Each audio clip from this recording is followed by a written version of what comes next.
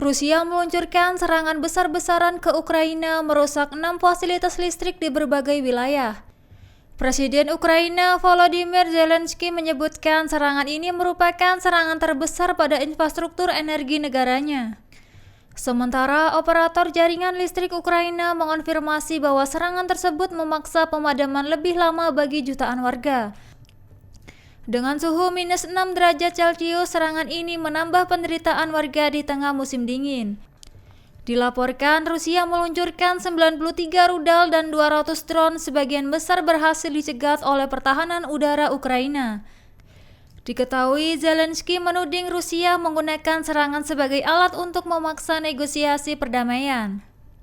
Akibatnya, kerusakan parah terjadi pada gardu listrik dan fasilitas energi penting di wilayah barat Ukraina.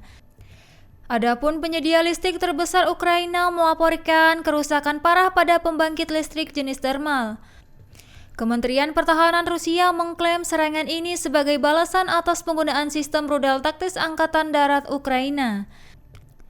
Rudal tersebut memiliki kemampuan mencapai jarak hingga 300 km dan sulit dicegat karena kecepatannya yang sangat tinggi. Kondisi infrastruktur energi Ukraina terus memburuk akibat serangan yang berulang sejak awal invasi Rusia. Pasukan Israel melakukan penarikan pasukan dari wilayah Lebanon Selatan setelah 2 minggu gencatan senjata. Penarikan pasukan ini terjadi pada Kamis 12 Desember 2024 sesuai dengan perjanjian yang disepakati dengan Hizbullah Lebanon.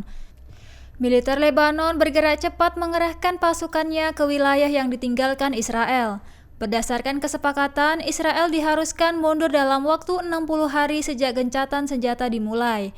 Namun, pasukan Israel masih tetap berada di bagian lain Lebanon Selatan. Israel juga melancarkan serangan udara sebagai tanggapan terhadap pelanggaran gencatan senjata oleh Hizbullah.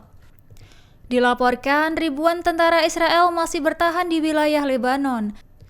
Adapun Hizbullah telah mengirimkan pasukannya ke kota Qiyam dekat perbatasan mengikuti penarikan pasukan Israel. Selain itu, pengerahan pasukan Lebanon dilakukan dalam koordinasi dengan UNIFIL untuk menjaga stabilitas di wilayah tersebut.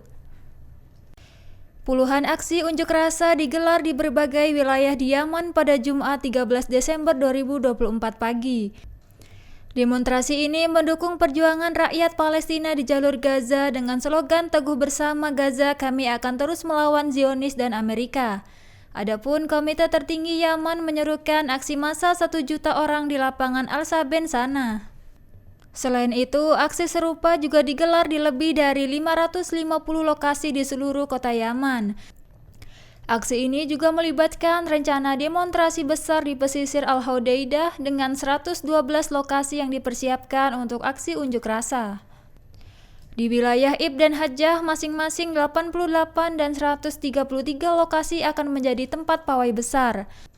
Selain itu, Sayyid Abdul Malik Al-Houthi, pemimpin Ansarullah, menegaskan dukungan penuh Yaman terhadap Palestina.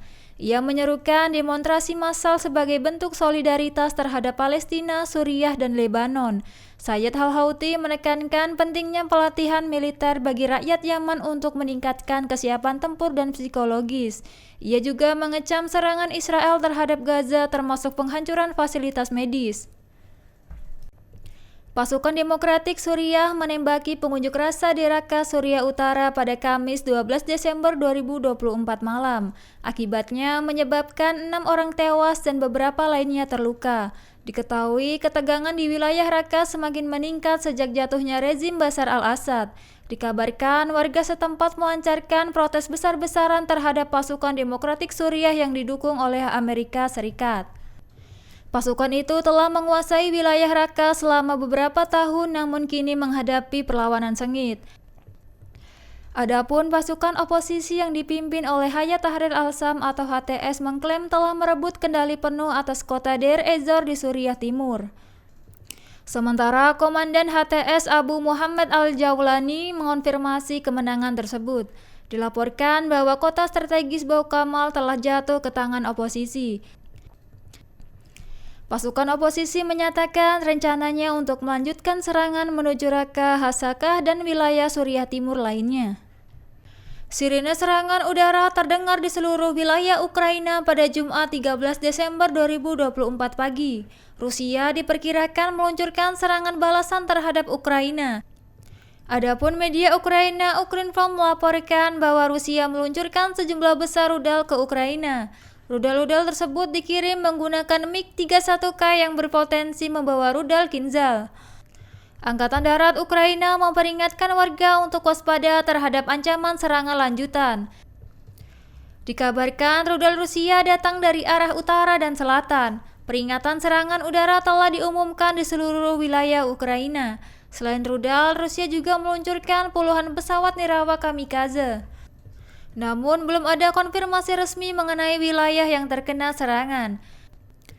Serangan tersebut merupakan balasan atas peluncuran 6 rudal taktis Angkatan Darat Ukraina yang menargetkan lapangan udara di Rostov, Rusia Selatan. Download Tribun X sekarang, menghadirkan lokal menjadi Indonesia.